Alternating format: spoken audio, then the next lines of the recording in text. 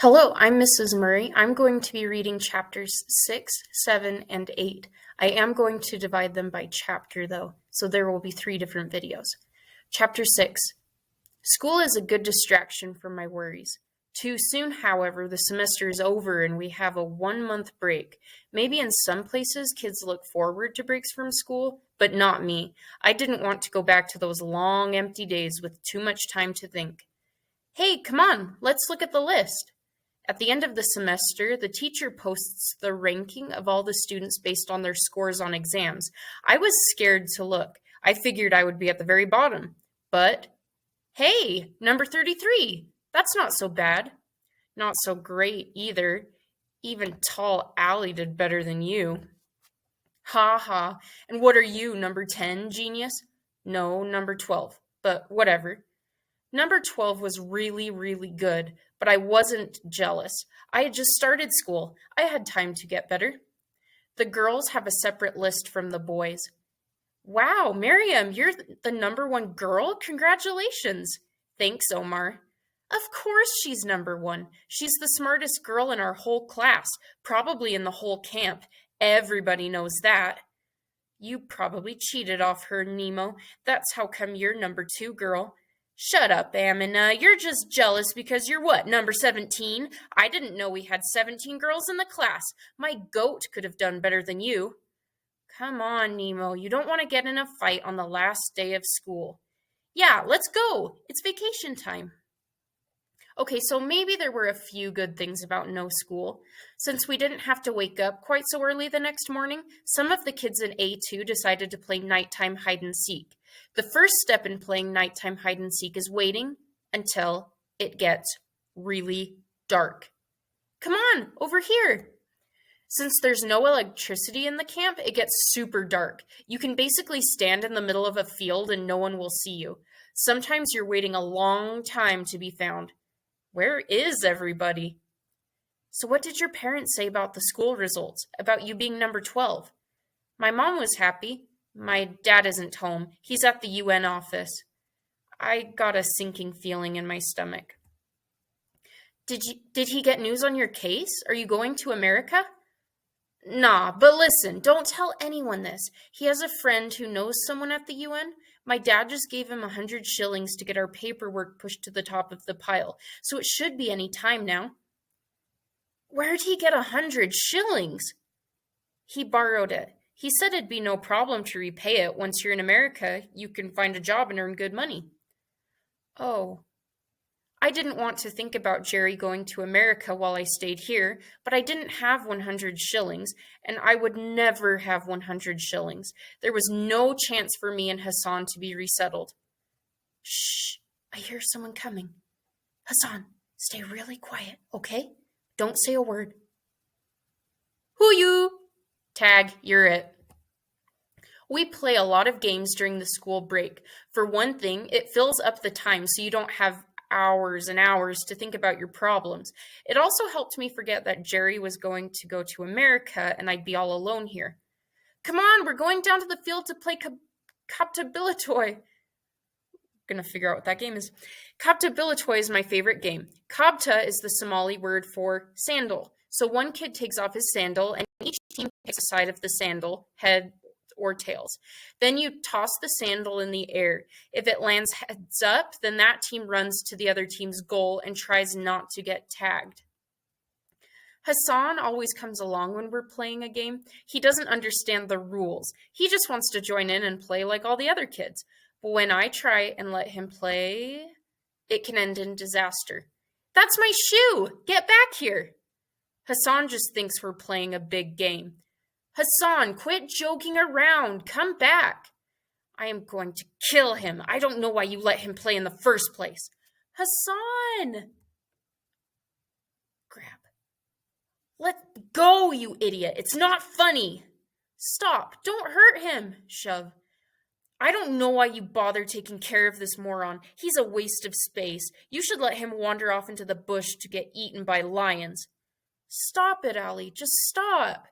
Now I know why you're orphans. That's probably why your mom left you. I'd rather be dead too than... Ah! Shut up! Just shut up! Hey, knock it off, you hoodlums. You're driving away my customers. Stop, Allie. Get out of here, you big jerk. Take your stupid sandal. Come on, Dante. Let's go. Ow! Let go of me. I have to stop for a minute. The truth is, I worry all the time about Hassan and his future. I know that lots of people think like tall Allie. Some people just aren't kind to someone with disabilities around here. I don't know how some people can be so cruel. Kick. Here, Hassan, wipe your nose on my shirt. It's okay. It's time to wash the shirt anyway. You know, I really hated it when everyone started calling me Jerry. It reminded me that I was different from everyone else. I didn't know that. I could call you something else. I wasn't finished. But now, I don't mind the name so much. I mean, it's part of who I am. I limp, but it's only part of who I am. Shame washed over me. I'm always thinking about me and Hassan and our problems. I forget other people have their own struggles to deal with. There are lots of jerks like Tall Allie and, well, other people who think I can't do anything because I limp, but they're wrong. I do really well in my exams at school, better than Tall Allie, and someday my dad will see that as worth something. So you can't listen to people like Tall Allie when they say mean things. You know, Hassan isn't helpless either. There are lots of things he can do, even with a disability. I know, Jerry. I know having a disability doesn't make you helpless. It's just, you kind of baby him sometimes, just like people baby me. And Hassan isn't a baby. He takes care of animals, and he helps your neighbors. Just don't underestimate him, right, Hassan? But life is still going to be hard for him. Don't you ever get mad? Don't you ever think that your life would be easier if you didn't have a disability? Sometimes. Look, I didn't ask for this limp, but I didn't ask to live in a refugee camp either. But here we are, right? I guess you just have to try to appreciate the good parts and make the most out of what you've got. Come on, let's go home. Over the next few days, I took Jerry's advice. I took Hassan with me to collect firewood, and he helped me carry water and sweep up. Hassan seemed to like these chores, and he was good at them. Maybe Jerry was right. Maybe I was underestimating my brother. I'm sorry, Hassan. I'll try to do better. One day while we were doing chores, Fatuma fell into one of her quiet spells. Fatuma is always quiet, but sometimes she doesn't talk at all. She just sits and stares off into space like she is seeing a ghost. She can stay this way for hours. I've learned to give her some time alone when this happens. Come on, Hassan, let's go for a walk. Usually when we went for walks, we'd go by the new arrival area to scan the crowds for her. But I didn't feel like doing that right now. Ever since that day I thought I saw my mom, I've been kind of mad at her, which of course is totally stupid. How can you be in a fight with someone who's not even here? Instead, we ended up... Hi, Nemo. Hey, Omar. Hi, Hassan. Come on in. Miriam is here too. Nemo's family is one of the wealthier ones in our block. That's why they're able to have these sturdy fences and real walls on their house. And goats. Nemo's mom is really nice. She weaves baskets to sell in the market, and she always tells stories to us kids while she's weaving. Omar, Hassan, come join us. She says Somalia is a nation of poets, and it's important to keep the old stories and songs alive. Oh, I know. You want to see the goats, do you? Come on, then. Hassan loves Nemo's goats. Sometimes I think he loves them more than me. How's your vacation going, Omar? It's okay. Hey! Are you studying? It's vacation! And you're numbers 1 and 2 in class. You don't need to study now. How do you think we got to numbers 1 and 2 in class? It takes a lot of work to stay at the top. But why? You don't have to be the very best in class. If you're just going to get married soon anyway, I think. But I don't say. Listen, can you keep a secret? No, don't tell him. Oh, it's just Dante. He won't tell anyone, will you, Dante? Nemo didn't wait for an answer. She just pulled something out of her pocket and handed it to me. Canada? So you want to be resettled there by the UN? No, we're going to earn our way to Canada. Last year, our teacher pulled all the girls aside after class and told us that every year, the top students in Kenya can earn scholarships to study at a university in Canada. Refugee kids, too. And girls get extra help since it's harder for us to go to school here. He gave each of us this picture to keep as inspiration. Miriam and I are going to get those scholarships, and we'll go to the same university, and we'll live in the same house. Her family will live on one side of the house, and my family will live on the other side of the house. But we'll share a bedroom, won't we, Miriam? With green walls, blue walls. Half green, half blue. We just have to stay at the top of our class through high school, and we can go. Do you think you can do it? Stay at the top of the class, I mean? Usually Miriam has her head down low, but not now. That won't be a problem. Miriam, I heard you're getting married soon. Won't you have to leave school? Well, that's why I'm studying so hard. My plan is if I stay number 1 in my class and do really well in my exams at the end of the year, my dad will have to let me stay in school, and he'll see that a scholarship to Canada is worth a lot more money than me getting married. Don't worry, I know it'll work. It has to work. I can't go to Canada without you. I bet you two can do it. After all, you're studying during vacation. So what are you two going to be after getting to Canada? I'm going to be an actress and a singer or a doctor. I haven't decided yet. I'm going to go to law school in Canada, but then I'm going to come back here to Dadaab and help refugee girls know their rights. Listen, I admire your spirit, but I still think you're nuts. Who would ever want to leave Canada and come back to this place? Oh, hush, what do you know, Omar? What do you want to be when you grow up? I always thought I wanted to go back to Somalia and become a farmer, but maybe I want to be a social worker so I can help other refugees. Life is hard around here for a lot of people. I guess I haven't decided yet either. It was nice talking like this, pretending we were normal kids with normal futures to look forward to.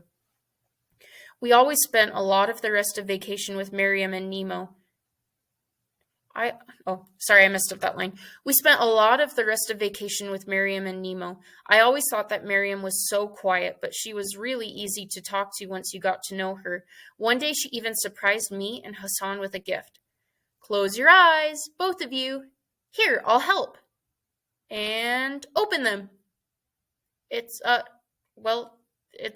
really nice, It's a swing! I made it out of plastic bags. I made it for you, Hassan. I know you like to be outside. Now you and my brothers and sister can play together. Miriam was right. Hassan loved the swing. He seemed to love Miriam's little siblings, too. And they loved him. I guess I haven't seen my brother around little kids too often, because I'm surprised by how gentle and caring he is with the little ones, even when they won't leave him alone. I thought I knew everything there was to know about my brother. I thought I was helping him and keeping him safe by shielding him from new people. But I think Jerry was right. Maybe I don't know everything about Hassan after all. While Hassan and the little kids played, I studied with Nemo and Miriam. Sometimes Jerry joined us too. I had my notes from class, but Miriam was like a living textbook. It's like she could take a picture with her brain and just read it back to us. Actually, the government of Kenya was formed in 1963, but didn't become a republic until 1964. I told you she's a genius. When we got tired of studying, sometimes Nemo would sing. She had a really nice voice, and little kids loved when she sang. I've never heard that song before. Miriam wrote it. She's a poet, too. When we go to Canada, she's going to write songs and I'm going to perform them. Or maybe she'll write plays and I'll be the actress. Miriam, I thought you were going to be a lawyer. I can do both. I'm multi-talented, you know. Vacation seemed to go on, and I couldn't spend all my time with Jerry, Nemo, and Miriam. They had other things they had to do. I didn't feel like playing games with the other A2 boys, so after the chores were done, Hassan and I spent a lot of time sitting around.